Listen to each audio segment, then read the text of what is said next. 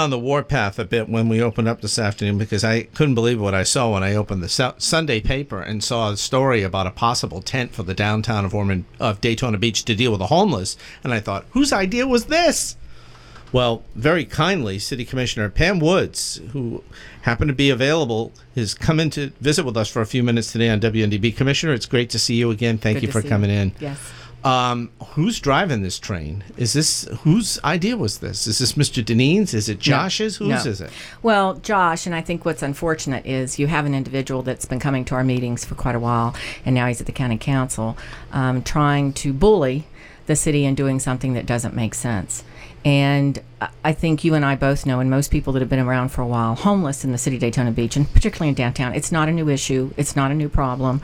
It's not reached this crisis proportion. You have an individual that's spreading misinformation around, making accusations of the police department and things which truthfully aren't true, in the sense that we are very proactive. Our police wear body cams. I mean, if things were true, this would all be recorded, because whenever they interact with homeless in this city, they've got body cameras on. So we try to be very aware and cognizant. But you know as well as I do that years ago, North Street and the facility and the program we have on North Street grew out of homeless in City Island, on City Island. So again, it's not a new problem. And what you also have going on in downtown, which I think is most unfortunate, you have a small minority of the homeless population that are creating some real problems. Some of them actually are probably criminal and happen to be homeless too. They panhandle, they're aggressive with the people trying to shop, they give the merchants a hard time, there's been some threats made, and so what it does, it puts a bad taint or picture on all homeless, and these are a very small percentage of homeless that we see in the community as a whole. You know, you've got families with children, females, other homeless that are disabled, and those are individuals we certainly need to be addressing and trying to do something about. Wasn't the city's position on this, Commissioner, that they would prefer to see a homeless shelter set up maybe toward that Big John Way down 1792? I thought that's where we were working. It is where we're going. We haven't deviated from that, okay? And in the meantime, what the city's done and continues to do, there's the North Street facility. We have contracted for years with the Salvation Army to do the streets team, which is for chronically homeless males, and you see them in their green shirts. We've expanded that program. So it's not like we aren't trying to address that problem in the city of Daytona Beach. We continue to work on that facility out there to the west side. Of course, the issue is the funding for the operation. But it's not something we're going to give up on. It makes the most sense to put the facility as a jail diversion program. I'm not going to pretend that it's anything but that. We've always said that. So if you have a place where homeless can go instead of going to jail, then you can divert them to that if they're willing to go and accept the services that are there. Can the county shove this down the throats of the city? That's the worry I have. We will fight it. I spoke to our attorney today, and so we certainly have some rights as a municipality in expecting them to adhere to our land development code, and I do not believe for a moment that anyone on our commission would support this. I know this is delicate, so let me try to be as delicate as possible. It sounds like County Manager Deneen, Mr. Deneen, said, okay, Josh, you negotiate a deal with the city because they're going to flip out if we just come in with this. So it kind of threw him to the wolves. But the county wanted to divest themselves of this and make it Daytona Beach's problem when it's a countywide problem. And you've said that. Yeah, since day one. There's homeless throughout the entire county. And some cities can want to ignore it, or some can do as they do, and we know this, Mark. They're dropping them off. They drop them off here. They pick them up and they drop them at our city line and say, this is where you need to be because this is where the services are. And we know that happens. We've been told that. And I know of 3 municipalities that are around here that have done that. So if you continue to put the population here, of course, that's where people are going to see the problem. It doesn't make it right? Absolutely not. Are we going to shoulder the burden alone? No. And you've been worried that it would not only hurt the downtown, which I saw statistical evidence that there's $7 million a year lost in revenue with this problem. But you're worried about One Daytona. You're worried about what's going to happen with the corner of International Speedway and A1A. Who's going to want to invest if they know they got this going on with Tent City? I've never seen that work. No, it doesn't. And you look at the cities, that have had it. it creates a whole nother set of problems. Hawaii just disbanded their tent city that they'd had there for years. It's a safety issue, isn't it, Pam? It is a safety issue. And, Chief Chitwood and I have discussed it. You concentrate people. I mean, you'd have to have full-time police detail there. Then you have the issues of sanitation, and because you've got, again, people doing what human beings do. Sanitation, it doesn't solve anything. And the other piece of it is that we all know, anybody that's done this, any of the research that's out there nationally, is that case management is a huge piece that needs to be provided. It was going to be provided at Safe Harbor. It will be provided there.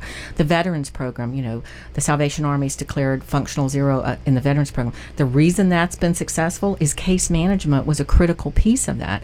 To put up a tent city, it doesn't address anything. And I think, if I'm not mistaken, if memory serves me correctly, you can speak to this issue because in your other life in education, you deal with homeless children. Every day. A lot. Yes, and their families. And, just like with the street homeless, what you see is different populations and people with different needs and people willing to make changes and make some different choices.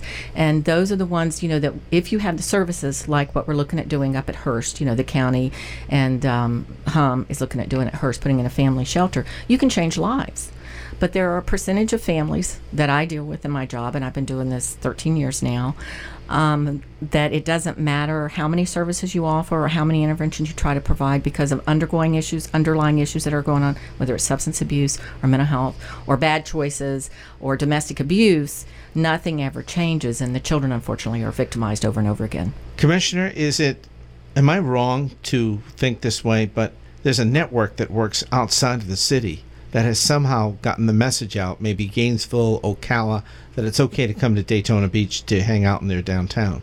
Is somebody recruiting home? Because the numbers are up. There's more people around 250 Beach Street, South Beach, or North Beach, and the Justice Center than there was before. I don't want to accuse anybody of anything, but when people say, because I've heard this put up as a reason not to do it, Safe Harbor out by the jail is, well, it's crazy to put it out there. Let me tell you, people get around whether they're homeless or not. We had someone just come into our last commission meeting, and she came in and said, well, I've only been here 5 weeks. I came from another state. And she came down here homeless, and she continues to be. We've had people in Gainesville, in Alachua County, and when they were over there to tour facilities, they saw homeless people that they know here, that they've provided services to here. So there is a way for the population to get around. They are fluid. They're very fluid. Even the population I deal with, and I've dealt with every single year, 20% of the students that are homeless enrolled in our school at the beginning of the school year are gone by the end of the school year. They leave the county completely. So again, it's a very fluid, it's a very mobile, it's not a stable population to start with. Am I correct that Beach Street is in your zone? No. Well, part of it, back over, not Beach Street itself, but when we did redistricting, and it used to be, I kind of share some of the area off Blue Road. And then I certainly have the area on A1A, some of those areas where you have the homeless up on A1A. So it's Commissioner White. Yes, that's down in downtown. Yeah. Have you talked with her? No, not since this has happened. We discuss it, of course, in commission meetings. Right. And so it's a concern for all of us. Come from out? It seems like it came from out of nowhere. I didn't know about it until Sunday's paper that the county was going to try to shove this issue forward. A tent? I couldn't believe it. I read the story a couple of times. I said, it seemed improbable. For the county to consider it was totally new for us. The same individual that took it to the county had been attempting to do it in our city. And in my personal opinion is it is about him and his agenda. He wants to run it. He wants to do it. He would want us to pay him to do it. So I'm not willing to entertain that at all. I don't consider that person reliable or reputable. Is it Pastor Mike? If you refer to Mike Pastore, yes, it would be Mike Pastore, yes. So he's the one behind this? Yes. Okay. So this makes it a situation where you've had a meeting with the city attorney for the pushback. If you didn't push back, was it going to... No. I've asked for clarification. We would push back anyhow. You don't want this. We don't want this. We will do. I can't speak for the commission, but I would certainly say to the commission as a body, we need to do anything we can. There is absolutely no logical reason for this to happen in the city of Daytona Beach. There's none. If the county truly, and the mayor said it in the article yesterday, I read it, If the county really feels strongly about this and they feel like it's at crisis proportion, which I guess is supposedly what Councilman Wagner said, they need to look for a parcel of county land and put the tent city there for right now immediately. It is not something we're willing to do. And then they would be on the hook. Now, what you need to understand, what they're talking about proposing is the city of Daytona Beach would have to provide the police protection. We'd be having to provide the other. It's them saying, you're going to go do it, and it is our problem in the city of Daytona Beach. If they want to do it on county land, and the sheriff's department can deal with the crime that would go on out there, and they're willing to deal with the sanitation and garbage pickup, I'm fine with them if they feel like that's what they need to do. Weren't we at a point where there was a split cost being figured here? The city would chip in, the county would put some money in. That hasn't changed. That hasn't changed. No. We know some cities don't want to participate. Right. And the city's looking at another funding source. Just so you know, Mark, we're fully aware that you cannot expect municipalities to fund operating costs on a long-term basis. And so the city is trying to work together and look at a dedicated funding source for homeless services. And we would look for that, for the state legislature to allow the enabling legislation for us to pursue that. So we're actively, as a city government, trying to find a funding source along with other municipalities in the state. Wow. Has your phone been ringing off the hook? Well, I haven't been in town. So okay, just got back. Yeah, I just got back in town. So I don't know how many messages I might have at home. How big is this issue? How much is it of taking up commissioners' time and trying to come up with a solution? I mean, you came up with something that sounded workable, but the county hasn't been willing to meet the city? Is that what's going on? No, it's getting the funding for the operational. The county is willing to fund the capital, the building of the facility. And they've committed to that. It's getting the operational costs. So we have stepped back, and we're trying to figure out, what can we do? Do we need to scale back? Do we need to, again, looking at other funding sources? That's what we're actively doing right now. And then as part of the Roundtable of Cities, I chair the homeless subcommittee. There's a group of us trying to look at it globally and look at a county plan that's holistic and deals with all different populations of homeless, not just the jail diversion program. You were talking about grants. Would you be seeking a state or federal grant? We would be seeking a dedicated funding source, not necessarily a grant, but it could possibly be a resort tax. I mean, what Miami does, what we're looking at truly is what they do in Miami. And they've had it for years, and it's dedicated to homelessness, and so our staff is researching that. Earlier you said that they have ended their tent program in Miami? Not Miami, it was Hawaii. Hawaii had one. I just read it recently that they'd had one for several years, but there were so many problems with it. We haven't spoken in some time. The study, the Norbert study? Marbert study. Yeah. What'd you think of that? Well, again, you have to look at, he's talking about a specific population to serve. And the program that he's proposing, I certainly support. It's not going to serve all homeless populations because that's why they're proposing the program at Hope Place. But for a very specific population in the county, to me, it would meet the need. And then, other groups are serving different groups in different ways. The housing first model is out there that you put them in housing and then you deal with their problems. And that's going to continue because that's where the federal money's going. But to me, you need an entry point. Other counties like Orlando, they have a shelter. They have an entry point for homeless to access services. We don't have a good entry point in the entire county.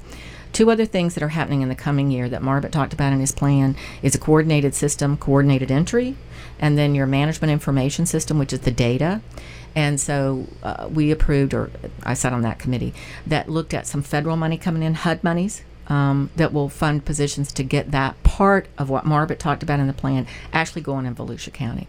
We lacked so many things to provide services to the homeless that is a countywide effort that we're trying to get there. But it doesn't happen overnight. What a mess. It is a mess. Don't they use Tampa as the model for what we should be like? It's St. Petersburg? It's St. Petersburg that has. But I heard that even that is falling apart. People have backed out financially? Well, they're keeping it going. Now, let me just tell you all the stuff I've read, and I can tell you I probably know more about the homeless population than I ever thought or wanted to know, because I've read so much over the last year sitting on the Roundtable of Cities and of course, dealing with it with families and children. I know from that standpoint, but the larger population is, from what I've seen, even in big cities, of course, like San Francisco and New York City, you never completely solve it. It never goes away. And when you hear people talk zero homeless, you got to remember, even in Salt Lake City, which has been held up as a model, it was a very certain population that they've reached zero on. It's chronically homeless. Here we have functional zero on veterans, but there's people that are in all other different categories that they're still homeless. San Francisco, in the millions they've poured in there in years and years and years, their numbers haven't gone down. As this relates to A1A and International Speedway, Yes. that is your zone, correct? I'm a little north of there. Okay. Yeah. But I know you keep an eye on it. Well, yes. That corner is supposed to be the key toward Yes. revitalization. Are you on the committee, or are you involved in the chamber's long-term solution? They want to put together a master plan. Are you in on that? No, I'm not. Well, from the standpoint of what the city's done in the past, with the different studies, that's why I said, I know you saw in the paper, I didn't believe in another study. We need to act. Because if you don't do something about that corridor, it is what people see as they come into town. But I'm going to tell you what I tell the paper and anybody else when they call me is, unless you have people living on the beachside that have discretionary income, I don't care what you put in there, it's not going to be successful. We've had in downtown, remember when we opened the Columbia and Mamma Mia's and the others? Yeah. Okay. But if you don't have the demographic to sustain it, because you can't depend on tourists 365. It was the only one that ever failed. Yes. Was that Columbia? Was the Columbia. We have to have an income, a middle class. It doesn't have to be Naples, but we have to have at least an income that's discretionary, in which you can sustain the restaurants, in which you can sustain the shops. Jim Chisholm has talked about this being modeled after St. Armand's Circle, and I spend an awful lot of time over in Sarasota. And you have tourists, but you also have a resident base that can keep that going. That's what we've got to have. So we need residential housing We need with upscale. people willing to live here, even and not having the homeless population, detracting it so much that people don't want to, live here. We may not have families, because people sometimes have issue with our schools, but we can certainly have empty nesters, and you can certainly have young professionals coming in. It's funny, when this came out, my initial reaction was like yours, not another study. And what I said on radio, which raised a few eyebrows with people, I said, we need a Bill Jones. We don't need another study. We need, like Ormond got Bill Jones to do all those restaurants, somebody to step up and say, Right. I'll develop that corner. Right. Do you think roundabouts are a good idea for that corner? I know they're talking about it. Yes, they are. But you have to realize the Florida Department of Transportation, that is their newest. We love roundabouts. They're doing them a lot in Sarasota, and even on 41. And so that's part of what FDOT, they'll help you with the funding, Florida Department of Transportation. I think what we need to do, too, on A1A, which we talked about and Florida Department of Transportation has as well, is slowing down the traffic and making it more pedestrian-friendly. With the Weston coming in, that is my zone. And, I live very near there. Is that really happening? Yes. The way it's supposed to? Or are Yes. they waiting for the court to No. decide, the appellate court? No? They're pulling permits. We did the final approval at the commission meeting, and he was there, and they hope to be open this time next year. Is the proto group in your zone? Yes. Is that happening, or is it just a garage? I've always been concerned about the funding. I guess that's one of those that I'll believe it when I see them turn dirt on that. Yeah. But the Weston is going to happen, and what I find very exciting is at the corner of A1A and University, we did second final approval on a new boutique hotel. Not a new boutique. They're redoing that building just like the infamous Desert Inn. They're both being redone. And then on a piece of vacant land, I'm actually meeting with that gentleman Wednesday, a new little boutique hotel, all between University and Seabreeze. These Very three nice. new projects are going in. The one that's going up where the Speedway had an interest in it, and that you see all the construction going on right now, it's north of International. It's on the left side. It's got to be your zone. Oh, the Streamline. You're not talking about the Streamline. Streamline. Oh, That's gosh, your yes. zone, Yeah. right? No.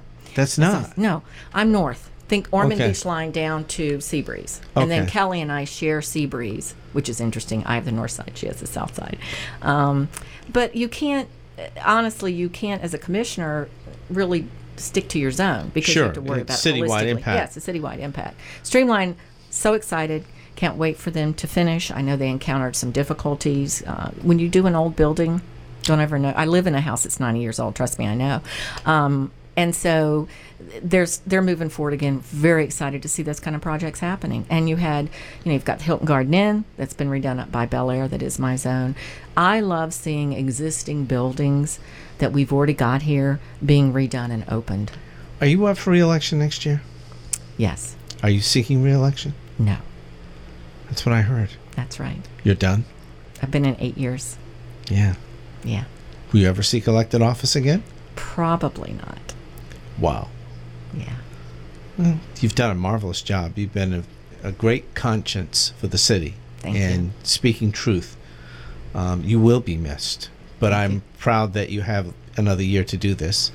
There's some things I'm sure you want to accomplish before your term ends, right? Yes. I know people say you should never tell anybody you're not running again. Which is part of my personality, is I'm not going to play a game. The truth is I've done 8 years, and I have this last year left, and there are certainly things that I want to see happen. Safe Harbor would be one. I want to see some things improve on Seabreeze. It's near and dear, and I think that corridor took on new importance with what I've just described to you was going on with those hotels. We have such tremendous potential, and we just have to have the will to get there. Well, let me just ask you this. Are you going to stay here when you're through? I will be here a few more years. Okay. Good for you. A few more years. Thank you for giving us your time. It's good to see you. Thank you. Good to see you. City Commissioner Pam Woods joining us live on WNDB's Bernier program. We'll take a final break. Reminder, we're going to be back on Monday. We'll have a live program for you.